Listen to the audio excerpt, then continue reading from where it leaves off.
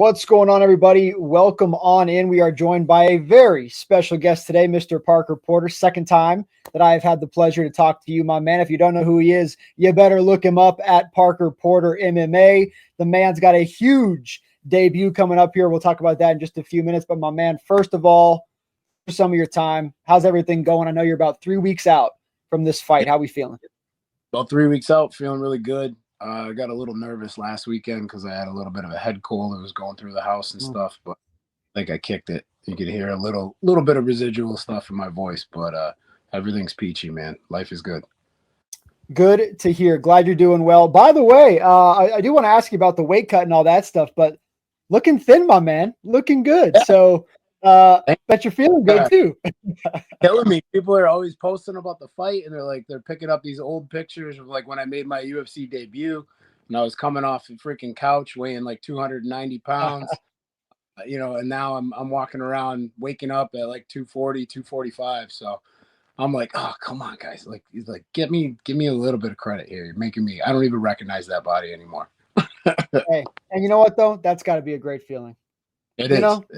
So happy for you, man. But with all that said, once again, before we get into the actual fight coming up here, I do want to talk to you about a couple of your most recent fights. Obviously, you had that first round win there over Braxton Smith, and then you did have the first round loss against Tafa. I did want to ask you, with a knockout win and a knockout loss, is there something that you've learned throughout those last couple fights here that you're going to take into this debut in the Bkfc? Obviously, a little bit different than the UFC. I don't know that there's necessarily anything specific other than just, being clear, you got to you got to be fully prepared for everything.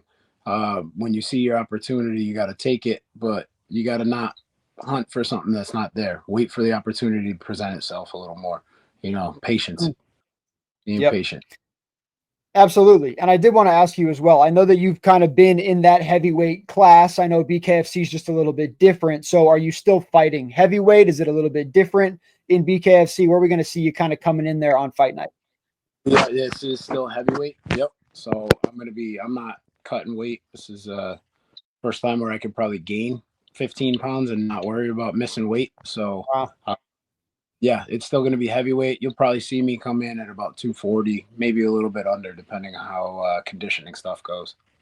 And I did see you talking about a little over a year ago about how you cut down, 35 pounds in 6 weeks, and you're on a meal plan, and the wife had you right. Are you still kind of following that same thing that you've been on for the last over a year now?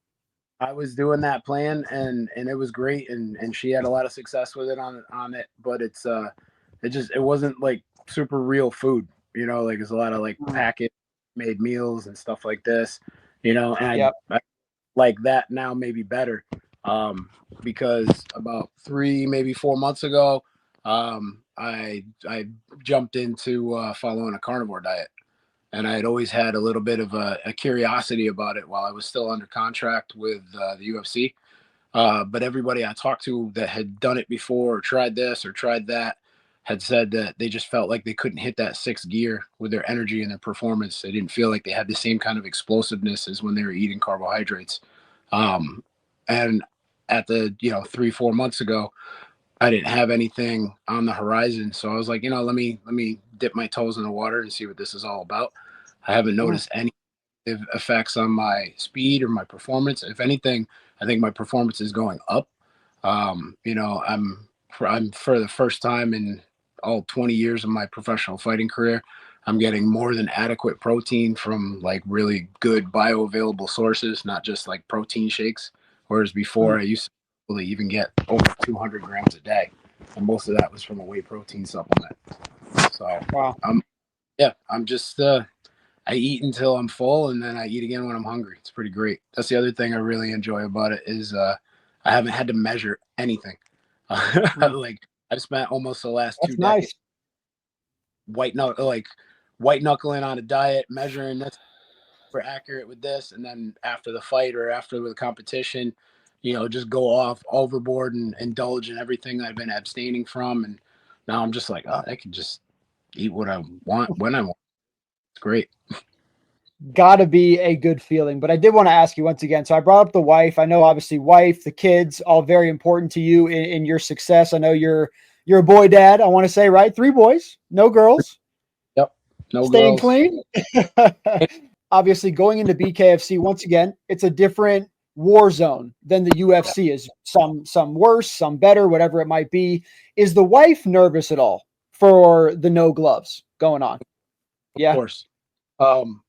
She's my wife. She doesn't want to see me get Mm-hmm. disfigured. She get nervous when I was fighting MMA in the UFC or before I got to the UFC. It's a nerve wracking thing to see your loved one go into combat.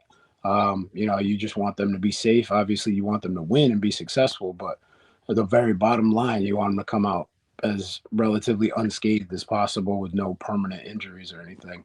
So she's Mm-hmm. obviously about this. And originally, when she expressed her concerns, I was like, oh well, like Joe making the joke. I'm like, oh, I'm not that pretty to begin with, so you don't have really anything to worry about there. She's like, no, I'm worried about your hands. Like I don't want Yeah. you run a gym, you work construction with your uncle, blah blah blah. I'm like, well, you have a valid point, but also at the same time, I'm that's actually one of the things I'm least worried about because I probably bang my hands up more doing construction than I ever did in a fight, and I feel really good. I've been hitting mitts, doing bag work, bare knuckle. Everything feels sharp, man. So I think I'm gonna be able to make the transition relatively smooth. And I want to ask you about that transition. Obviously, once again, it's a transition. What is the biggest thing that you think might be the biggest obstacle, or even just kind of getting used to in training that's been different from training for UFC versus BKFC? There's a lot more volume of punches specifically because that's all you're gonna be able to throw.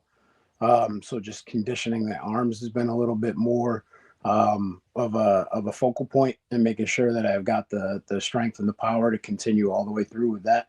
And then the hardest thing is during sparring. We discovered a couple weeks ago that I've really got the habits of like when I'm chasing somebody down, throwing a combo. I want to I start to pick that back leg up and I want to throw a Mm. kick. So that on just like getting in that good squatty boxing stance, not getting into a position if I'm doing any clinch boxing or anything that I'm going to be tempted to throw a knee or something like that. Because I've been doing MMA for almost 20 years now. So it's like those are a lot of like residual reactions that I have to kind of Mm. dumb down and make sure I don't have. Okay. 20 years of muscle memory doesn't just go away, in a fight camp. So, Let's hey, hope that I don't make any mistakes. yeah, you might get tired and start loading the leg, and your coach is going to be like, no, don't do it. Yeah. But with all that said, that might be a difficulty. But what are you most excited about heading into this BKFC debut? I think the thing I'm most excited about is that like I've actually always been a pretty good boxer, and Mm-hmm. I have good head movement for MMA. I feel like I have even better head movement for boxing because I've always had to kind of dumb that down a little bit for MMA purposes because you got to worry about getting kneed or kicked in the head. So you can't really have the exaggerated large movements of your head and getting really, really low to the ground. I'm also excited about not having to worry about a takedown.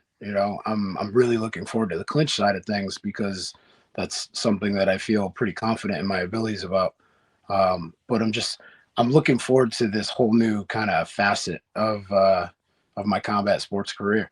Obviously, with this debut, the opponent, um, your initial take when you were told, obviously, Titan FC champion, Bellator veteran kind of guy, been there, done that. You, 20 years, been there, done that.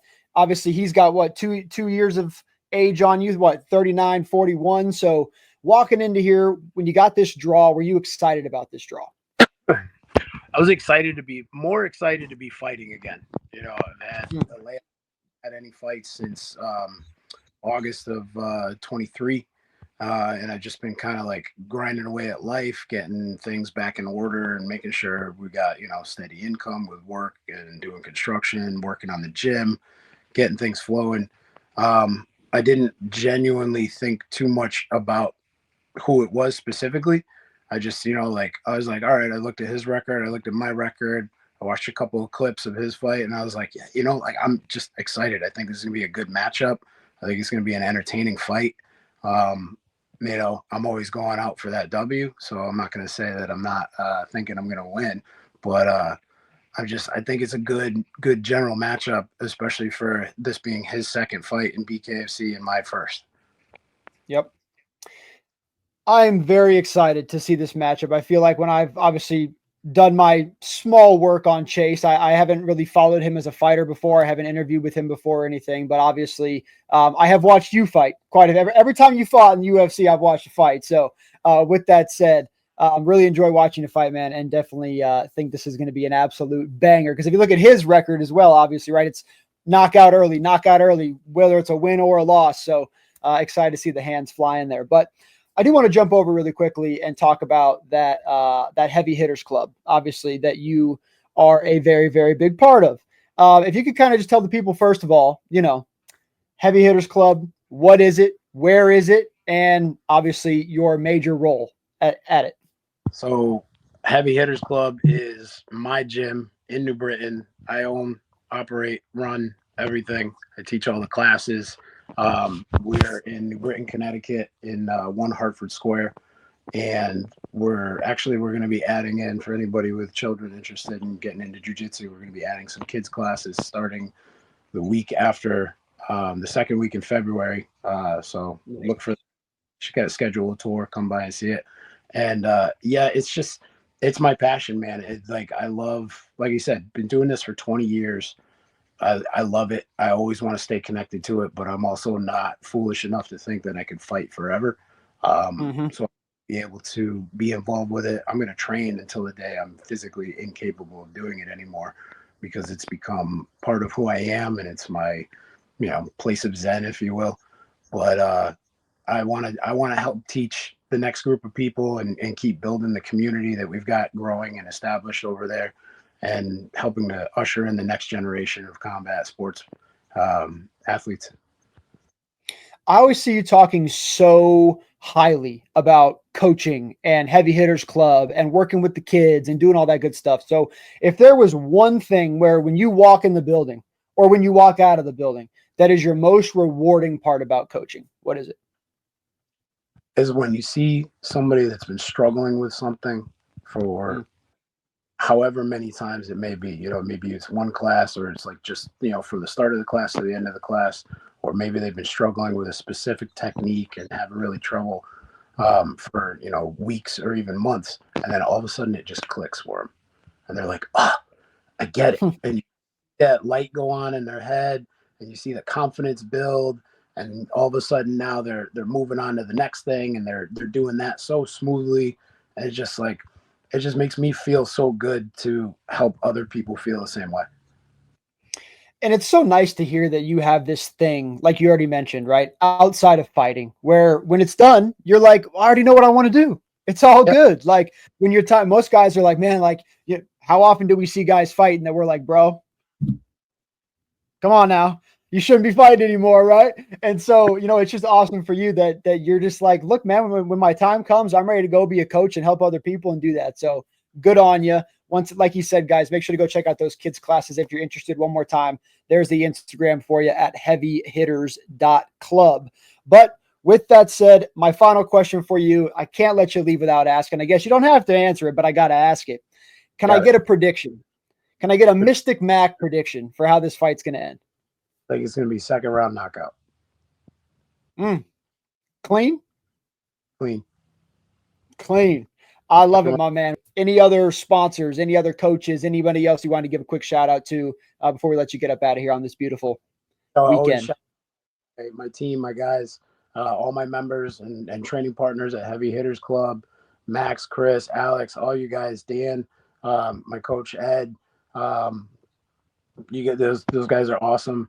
If you guys are in the Windsor area of Connecticut and you're looking for a good strength and conditioning coach, you should go check out Southpaw Athletics. They're doing awesome work and helping me make new PRs even at the age that I'm at. anybody else that's interested in sponsoring me for this fight, reach out to me on my Instagram page. We'll talk. That Instagram page, guys, one more time, at Parker Porter MMA, my man. As always, we appreciate your time. Best of luck to you on February 1st.